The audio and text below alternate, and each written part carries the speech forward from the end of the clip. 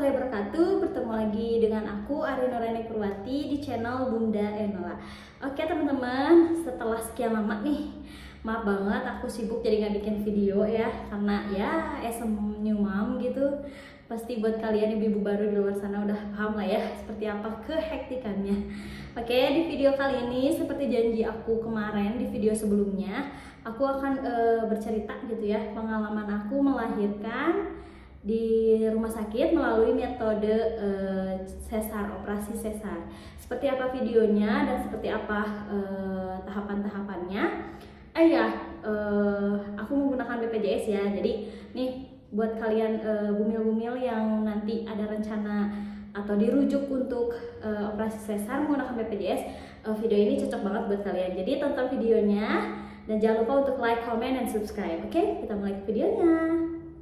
Oke, jadi yang pertama aku mau cerita dulu gimana akhirnya aku diputuskan operasi sesar gitu ya. Jadi sebetulnya dari awal kehamilan sampai ke usia kurang lebih 7 bulan, 7 menuju 8 bulan, itu semuanya normal ya guys, gak ada indikasi apapun.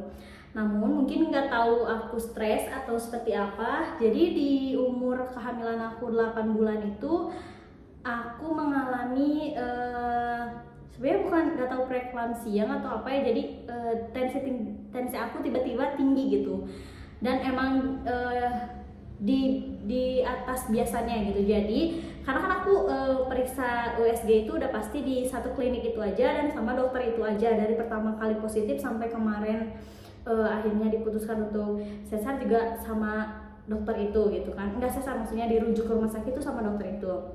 Nah, singkat cerita, akhirnya pada saat itu terakhir aku kontrol itu tensi tinggi. Nah, dibiarin lah gitu kan, tunggu dulu nanti tensi lagi. Setelah coba tensi lagi ternyata masih tetap, dan waktu itu aku langsung disuruh tes urin gitu. Nah, waktu dites urin ternyata aku positif 1, yang aku nggak ngerti ya kenapa dibilangnya sih positif urin. Jadi kalau misalkan positif urin 1 itu seperti ini keterangannya. Mungkin kalian bisa searching gitu ya apa itu positif protein urin 1. Nah, akhirnya setelah ada indikasi itu, takutnya mungkin nanti kalau misalnya aku melahirkan normal, tensi aku tinggi dan lele, jadi dokter aku yang suka cek itu memutuskan untuk diberikan rujukan ke rumah sakit, biar kalau nanti ada apa-apa aku udah punya rekam medisnya nih di rumah sakit gitu kan. Nah, akhirnya itu kan kliniknya berbayar ya, tapi aku coba cari tahu gitu ke saudara gimana caranya biar aku masuk ke jalur BPJS kalaupun nanti sesar. Kan aku nggak tahu indikasi sesar yang langsung bisa ke IGD itu kan kalau misalkan udah pecah ketuban, terus kayak kontraksinya stuck gitu, nggak ada pembukaan lagi. Nah, biasanya indikasi-indikasi itu yang bisa langsung lewat jalur UGD apa IGD gitu kan. Nah, kalau aku tuh kan enggak ya, jadi aku memang mau kalau misalnya nih ternyata di sesar, jadi aku udah ngejurus aja nih biar aku kontrol selanjutnya pun di cover BPJS. Nah, akhirnya aku ke bidan lah, ke bidan vaskes pertama ya. Karena aku vaskes pertamanya juga klinik, jadi aku ke klinik, dan kalau misalkan untuk kandungan diarahkan dulu ke bidan.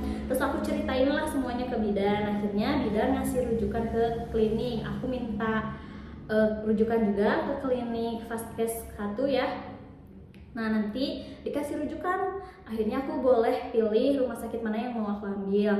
Nah, kemarin untuk kalian yang di area Bandung mungkin udah tahu ya, aku pilih yang rumah sakit Hermina karena dekat juga.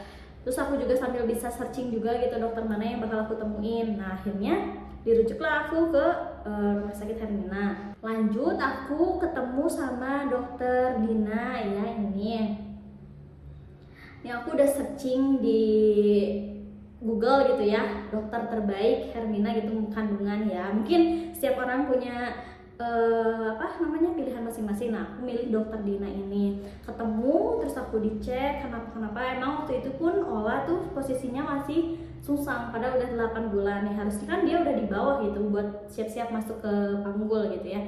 Tapi waktu itu Ola juga pas dicek USG terakhir tuh sungsang. Nah, terus akhirnya karena aku pendek gitu kan, pas dicek sama dokter Dina, tinggimu berapa gitu, 139. Nah itu tuh ternyata guys bisa terindikasi panggul pendek kalau dari kedokteran. Terus ditambah aku juga terus ditanyalah, keluargamu mungil-mungil ya, karena kan aku juga mungil, terus ibu aku juga mungil guys. Nah udah gitu terus aku cerita dan aku bilang kalau aku juga nunggu hamil ini tuh 6 tahun Bu Dokter, kataku ya.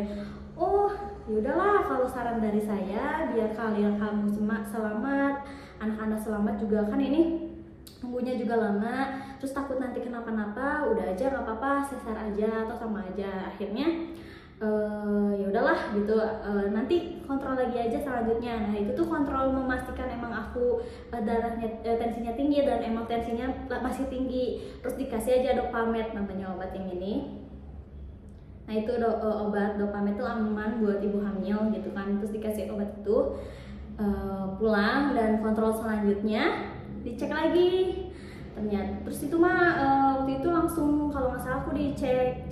Jadi kayak udah diarahin untuk sesar aja deh. Jadi aku tidak menunggu untuk kontraksi gitu loh teman-teman. Jadi emang udah aja aku mau jalur sesar. Nah dan setelah pulang dari rumah sakit diputuskan untuk sesar itu, aku ngobrol sama suami kayak sebenarnya aku pengen lahiran normal, mau nunggu aja, tapi ternyata indikasi dokter aku takutnya panggul pendek, ditambah karena kan di bawah 145 ya.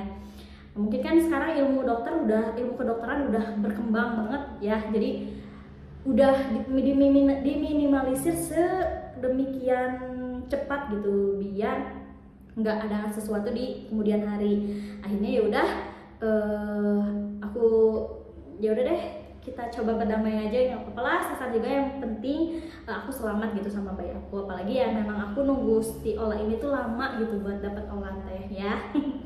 Lanjut. Nah di hari terakhir aku kontrol itu, nggak hari terakhir sih ya, maksudnya tanggal 4 Januari itu aku kontrol guys. Itu tuh di CTG, bukan CTG, jadi dicek detak jantung bayi, itu direkam gitu. Dan itu tuh ternyata pas tanggal 4 itu aku kira mau dikontrol doang gitu ya, nanti ada kontrol selanjutnya. Ternyata itu adalah kontrol terakhir aku guys. Dan dokter Dina udah memastikan BB Ola itu minimal banget udah 2,7 kilo waktu itu. Dan emang udah waktunya juga, aku di 37 week kalau nggak salah ya, 37 OTW 38. Terus dokter bilang karena aku lewat BPJS, jadi ya mau nggak mau dikasih jadwalnya kapan oleh BPJS harus mau gitu. Dan waktu itu udah kontrol, semuanya udah baik-baik aja. Ternyata sorenya aku disuruh tunggu ya sama susternya, tunggu ya Bu ya keputusan jadwal untuk operasinya. Ternyata aku dijadwalkan besoknya. Kebayang tanggal 5-nya aku harus operasi. Nah jadi hari itu pas sorenya aku langsung cek rekam jantung, CTG, terus kayak cek ini darah kayak gitu ya. Akhirnya besoknya aku operasi lah guys. Jadi seperti itu ya, kenapa awal mulanya aku harus operasi sesar, karena ya tadi tensinya tiba-tiba tinggi, takutnya preeklamsia. Dan kalau misalnya melahirkan di bidan atau dokter yang ini maksudnya kalau misalnya normal takutnya ada kenapa-napa, akhirnya udah dirujuklah untuk sesar begitu. Nah mungkin segitu ya video kali ini. Jadi ya ceritaku kenapa lahiran sesar menggunakan BPJS. Jadi alurnya mungkin aku persingkat lagi ya. Jadi kenapa buat sesar, aku tidak mengalami kontraksi ya teman-teman, karena emang udah dijadwalin untuk sesar dan tidak boleh kontraksi gitu, takutnya nanti kenapa-napa gitu. Jadi awalnya kenapa harus dirujuk itu karena tensi tinggi ditambah positif urin 1 dan kehamilan lama. Dibilangnya waktu itu kalau nggak salah bayi mahal ya karena tunggu lama. Terus ada indikasi panggulnya pendek atau sempit gitu. Jadi disuruhlah sesar. Lalu tahapan aku kenapa bisa BPJS, karena tidak ada indikasi lain-lain yang mendadak. Itu aku ke bidan dulu, ke Paskes 1 minta rujukan, lanjut ke rumah sakit, kayak gitu aja sih. Nanti udah jelas nanti diarahkan oleh pihak rumah sakitnya seperti apa prosesnya. Dan dokumen yang aku persiapkan untuk proses sesar melalui BPJS itu yang pertama kartu BPJS itu harus aktif, KTP, dan rekam medis atau buku USG kalian, buku pink kalau yang aku bilang ya.